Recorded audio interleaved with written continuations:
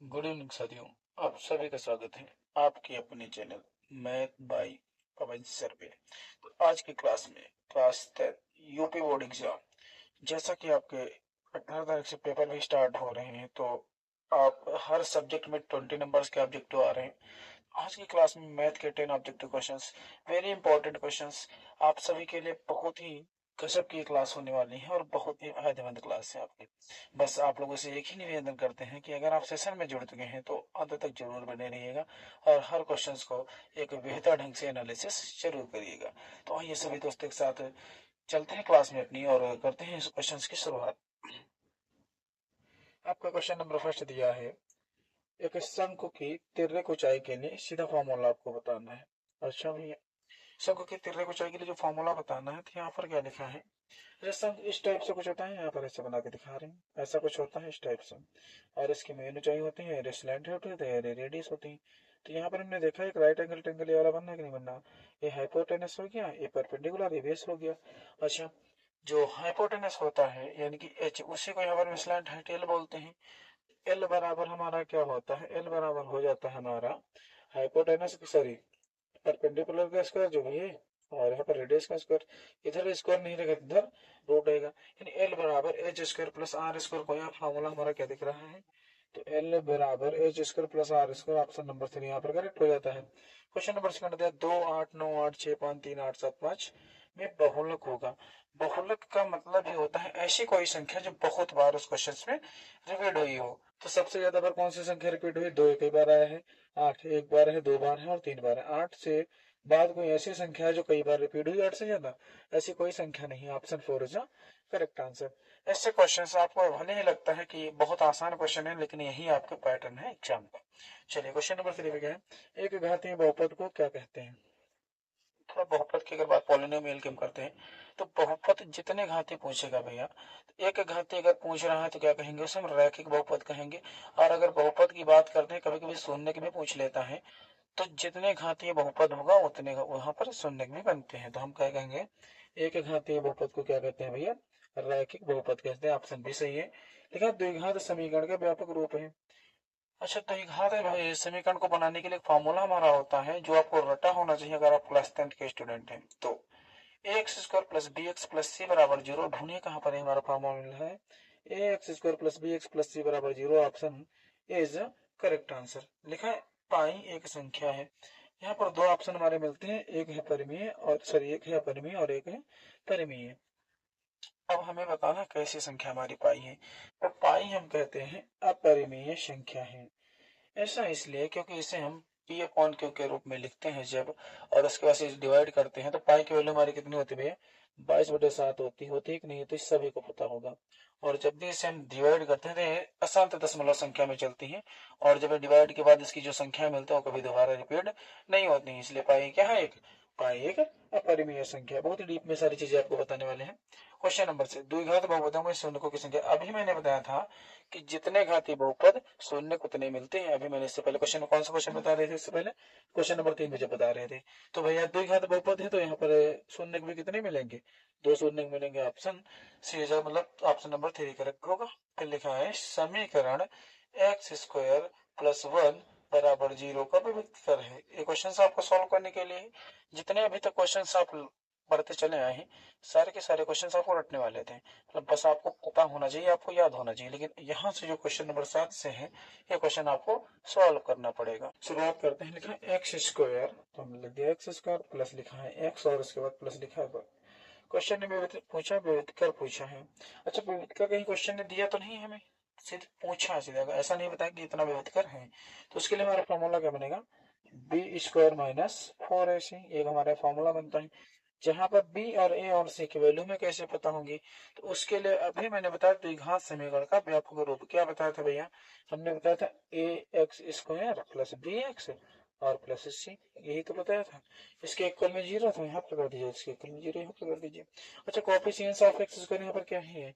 यहाँ पर coefficients of x square कुछ नहीं तो मल्टीपल में 1 चलेगा, तो ये ए की वैल्यू हो जाएगी एक्स के स्क्वायर के साइड में कोफिशिएंट एक्स है, यहाँ पर एक्स स्क्वायर के साइड में एक कोफिशिएंट 1 है। तो ए की वैल्यू मैंने कितने निकाल ली? 1 निकाल ली। उसके बाद भैया क्या है? यहाँ पर x का कोफिशिएंट क्या है, b है, और यहाँ पर x का कोफिशिएंट कुछ भी नहीं है। यहाँ पर कुछ नहीं है तो क्या करेंगे, मल्टीपल में 1 करेंगे, तो b का वैल्यू कितना हो जाएगा, b की वैल्यू भी 1 हो जाएगी भैया। अच्छा, यहाँ पर c तो अकेला लिखे तो c बराबर में कितना हो जाएगा, 1 हो जाएगा। इतनी चीज मैंने कर ली। अब a b और c सब की वैल्यू में फाइंड होगी, बस फॉर्मूले में वैल्यू को पुट करना है। तो कैसे पुट करेंगे, लिखेंगे b की वैल्यू कितनी है, 1 है, तो 1 का स्क्वायर कर देंगे, -4 इंटू a की वैल्यू 1 और इंटू यहाँ पर c की वैल्यू 1 हो जाएगी। 1 1 जा 1 हो गया, -4 कम 4 कम 4, वैसे 1 से 4 गया तो कितना बचा, 3 बचा। अब कुछ बच्चे ऑप्शन नंबर 3 कहते हैं सही हमारा हो गया, और ये नंबर हमारा कोई काटने वाला नहीं है। आपका यही क्वेश्चन सबसे पहले काटा जाएगा, बाकी 4 सारे बच जाए भैया, इसलिए क्योंकि बड़ी संख्या 4 है, उसके पास निगेटिव है, माइनस सिंबल है, तो आपका -3 आएगा। ऑप्शन कौन सा, option 4 is a correct answer, और ऑप्शन सेकंड क्या है, गलत आंसर हो जाएगा। ऐसे ही क्वेश्चन आपके जो एग्जाम में क्वेश्चन को रॉन्ग कराते हैं, क्योंकि यहाँ पर आपको क्वेश्चन आता है नहीं मतलब है, यहाँ पर आपका IQ लेवल चेक किया जा रहा है। क्वेश्चन नंबर 8 क्या है, cos 90 माइनस थीटा। भैया cos 90 माइनस थीटा में कोई ऑप्शन ही नहीं लिखे, हम लिखे दे रहे हैं यहाँ पर cos theta, sin theta, tan theta और cosec थीटा। चलो ऑप्शन नहीं थे, मैंने लगा दिया यहाँ पर है। तो cos 90 माइनस थीटा हमारा फॉर्मूला होता है सीधे sin थीटा के, कितने के, sin थीटा के। थीटा की वैल्यू कुछ भी हो सकती है। क्वेश्चन नंबर 9 का है, किस बहुपद का अल्फा प्लस बीटा बराबर -3 और अल्फा इंटू बीटा बराबर 2 है। तो आपको क्या बताना है, एक द्विघात बहुपद निकालना है, जैसे कि यहाँ पर लिखे।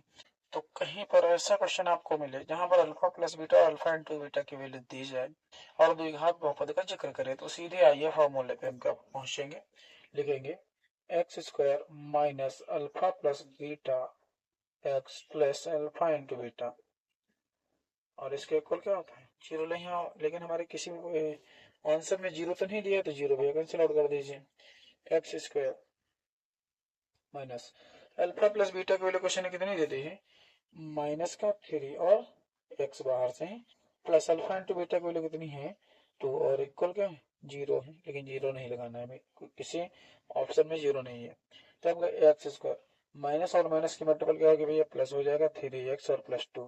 कौन सा ऑप्शन मैच कर रहा है, x square plus 3x plus 2, option is correct answer. यहाँ पर कभी बच्चे ये भी कहते हैं कि क्या होता है, माइनस और प्लस से ऐसी कोई दिक्कत नहीं होती है, आपका आंसर सही होना चाहिए। देखिए भैया, जितने भी ऑप्शन लगे हैं आप देख सकते हैं, सारे ऑप्शंस में खेल सिर्फ सिंबल्स का है, संख्याएं सारी की सारी सेम लिखी हैं। तो ये गलतियां आप ना करिएगा और ये ना कहिएगा। देखो, मैथ में सिंबल और हिंदी में बिंदी का बहुत बड़ा महत्व होता है, पूरा पूरा सेंस ही चेंज हो जाता है वहां से, ठीक है कि नहीं।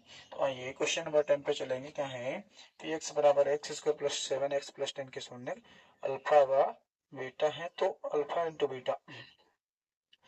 अब अल्फा इंटू बीटा का मतलब होता है कि हमारा क्वेश्चन पूछ रहा है मूलों का गुणनफल। ये तो क्वेश्चन ने पूछा अल्फा इंटू बीटा का मतलब है। अच्छा, जब क्वेश्चन गुणनफल की बात करें तो यहाँ पर पहले क्वेश्चन आप नोट करिए, एक्स स्क्वायर प्लस 7x और प्लस 10, ये हो गया हमारा। अब इसकी हम कंपेयरिंग कराएंगे द्विघात समीकरण के वैकल्पिक रूप से, तो हो जाएगा एक्स स्क्वायर प्लस bx और प्लस c बराबर 0। लेकिन यहाँ पर भी 0 नहीं है, तो हटा इसको, साइड कर दो। अच्छा, यहाँ पर कोफिशिएंट्स ऑफ एक्स स्क्वायर का क्या है, ये है। यहाँ पर कुछ नहीं तो कितना हो जाएगा, 1। तो a की वैल्यू कितनी हो गई, 1। यहाँ पर कोफिशिएंट्स ऑफ एक्स क्या है, b, और यहाँ पर क्या है 7। तो b की वैल्यू भैया कितनी हो गई, e हो गई 7, और c की वैल्यू कितनी हो गई 10। अब हमारा क्वेश्चन ने पूछा alpha into beta. Alpha into beta सीधा होता है c बाई ए के। क्या होता है, c बाई ए के। c की वैल्यू भैया कितनी है 10, और डिवाइड में कितना जाएगा, a की वैल्यू 1। अच्छा, जब भी हम क्वेश्चंस को सॉल्व करेंगे तो यहाँ पर कोई ऐसा ऑप्शन नहीं दिया है जहाँ पर 10/1 लिखा हो। 1/10 लिखा है तो कुछ कहेंगे अच्छा हो सकता है एग्जामिनर भूल गया हो लिखने को, तो हमारा ऑप्शन थर्ड सही हो जाएगा। ये भी गलत है। यही गलतियां आपको एग्जाम स्कोर में बहुत पीछे ले जाती हैं। ऐसा नहीं कि आप ज्ञानी हो एग्जामिनर मूर्ख है, ऐसा कोई बात नहीं है।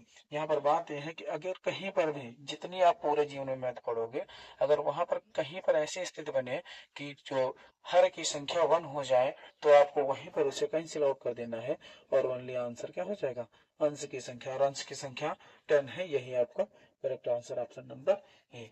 तो अगर आप लोगों को वीडियो पसंद आए तो प्लीज वीडियो को लाइक करें, एंड हमारे चैनल मैथ में कॉन्सेप्ट के साथ ही साथ सब्सक्राइब भी कर लें। धन्यवाद दोस्तों, मिलते हैं इसी तरीके की अगली वीडियो में।